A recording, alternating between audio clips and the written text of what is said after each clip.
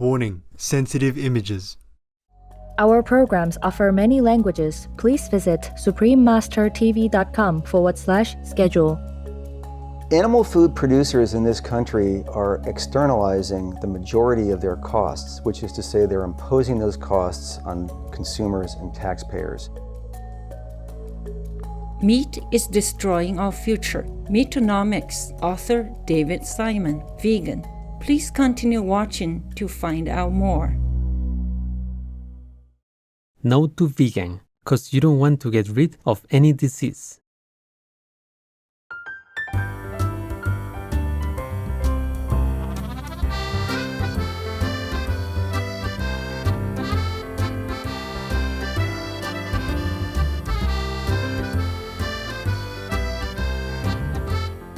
Good day.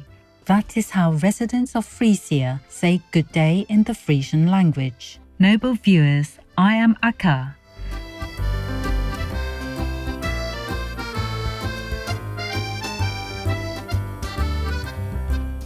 The Frisian people thank you for your love and compassion through being vegan to help protect all living beings and the environment.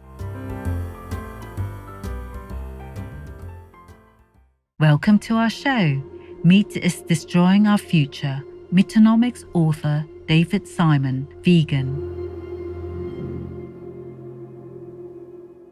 David Simon is an accomplished American lawyer, dedicated vegan, and a board member of the non-profit Animal Protection and Rescue League. He has made the public aware of the perils of consuming animal people products through his book entitled Meatonomics: How the Rigged Economics of Meat and Dairy Make You Consume Too Much, and How to Eat Better, Live Longer, and Spend Smarter. Mr. Simon has also sued those perpetrating cruelty upon animal persons, including foie gras producers in New York. He investigated the animal people factory system for 3 years, which culminated in him writing his book. Here, Mr. Simon recalls why he initially felt compelled to research this area. Several years ago, I sent an email to a bunch of friends with a factory farming video link in it. I asked people for their thoughts on the video, and I got a number of responses back, but the one that was really the most interesting was from a law professor in a major law school who said the images in the video were disturbing and deplorable, but in his view, they were illegal. And that meant that they were an anomaly or an exception, and they didn't represent a systemic problem. They didn't give rise to a cause for concern on his part. I didn't know much about the law with respect to farm animals and cruelty protections. But as a lawyer, I do have access to some resources, and I set about researching and looking into it, and what I found out really stunned me.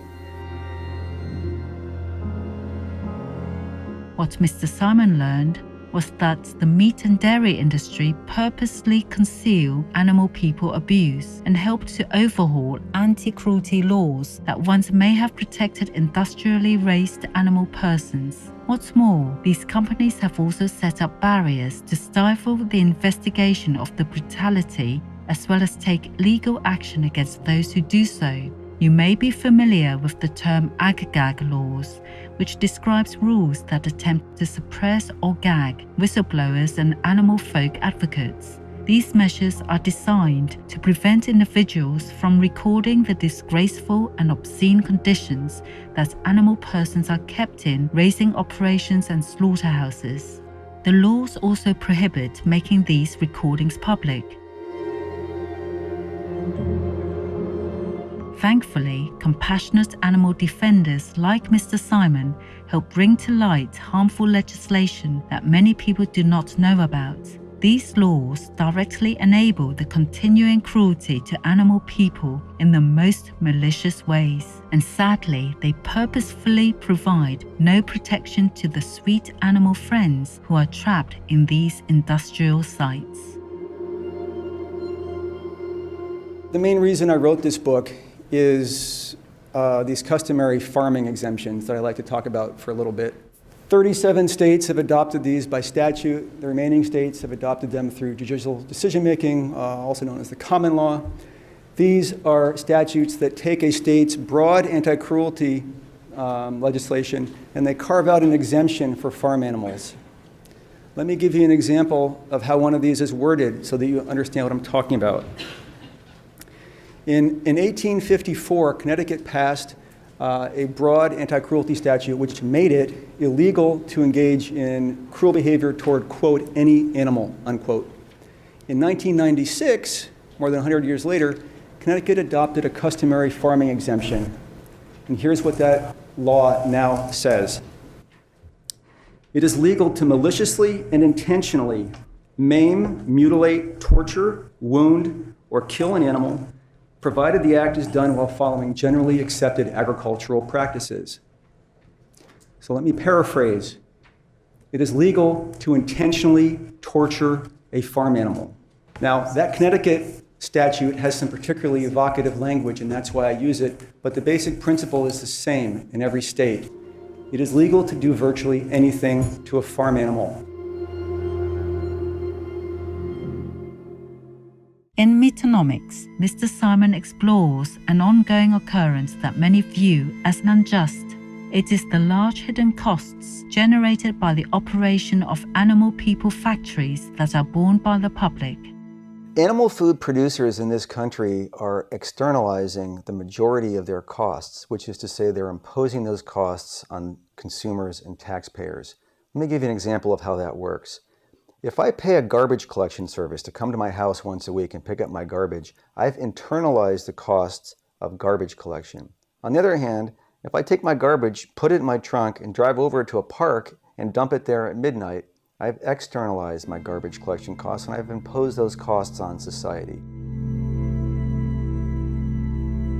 Mr. Simon says the cost of industrial operations raising animal folk to American taxpayers and consumers is approximately $414 billion annually. Included in that figure are expenses related to environmental damage and subsidies given to producers, as well as a huge healthcare bill. It is well known that diets based on animal foods lead to chronic diseases like cancer, diabetes, obesity, and heart disease.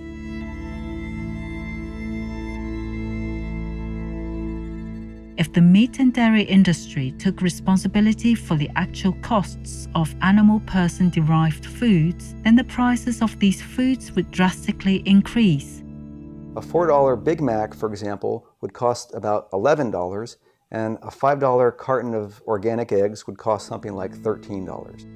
Here are some of the figures from Meatonomics that David Simon has posted on his book's website regarding how Americans are impacted. Amounts US taxpayers spend yearly to subsidize meat and dairy, $38 billion. To subsidize fruits and vegetables, $17 million. US retail price of a pound of chicken in 1935, adjusted for inflation, $5.07. In 2011, $1.34. Annual government-managed checkoff spending to promote meat and dairy, $557 million. To promote fruits and vegetables, $51 million. Revenue collected by US fishing industry per pound of fish caught, 59 US cents. Portion of this figure funded by taxpayers as subsidies, 28 US cents. David Simon has said, "We've created perverse incentives socially to encourage people to go out and buy the worst quality of food because that's what they can afford. It's something that we could certainly fix with some policy choices." Supreme Master Ching Hai, vegan, has candidly spoken about the need for an immediate change in how we treat animal people. She has pleaded to government officials to enact vegan law. Master says that measures that protect animal persons are vital for world peace and the survival of humanity. On March 24, 2020, she addressed the adoption of vegan law in Supreme Master Ching Hai's urgent message to all world leaders and governments. On one hand, we say that we make the law to protect animals from harm, from maltreatment, or pain, or fear of any kind. But on the other hand, just brutally murder them outright, en masse, and given so much unspeakable torturing before their death. So this is a contradiction that I do not understand. Or maybe you think that squeezing them in a tight space, chaining them, drowning them in disinfectant tanks, cutting their throats alive, etc., are acts of benevolence and protection? Are they acts of benevolence and protection? And those are justified laws? Really? The fact is there is no humane slaughter, no such thing as lawful murder en masse of the innocents. They harm us in no way. They don't commit any crime. That's unjust. That's not justice. Please think about that and be thinking quick. So we have to do the opposite. Please declare vegan law now. No more animal suffering products of any kind. It's so simple. It's so simple. Just put down that piece of bloody, dripping meat, everyone, from now. From whatever living beings that meat or product might have come from, we just ban them all. Make the vegan law and sign it. Without changes to the current corrupt and murderous way of producing food, the future for billions of animal people and humans worldwide is bleak. We thank you, Mr. Simon, for your efforts to highlight the systematized cruelty of the animal people livestock industry. Also, we laud your work to demonstrate to the public the injustices and inequalities that are perpetrated by the industry that allow this detrimental food system to continue. May God bless you abundantly forevermore. To learn more about David Simon and Meatonomics, please visit meatonomics.com and facebook.com/Meatonomics. The book is available at amazon.com. There are rich resources within Christianity for a deeper respect for animals as creatures of God. The Reverend Dr. Andrew Lindsay, vegetarian. Gentle viewers, it has been a pleasure to have you with us today for our program. May your days be filled with good thoughts, kind people, and happy moments.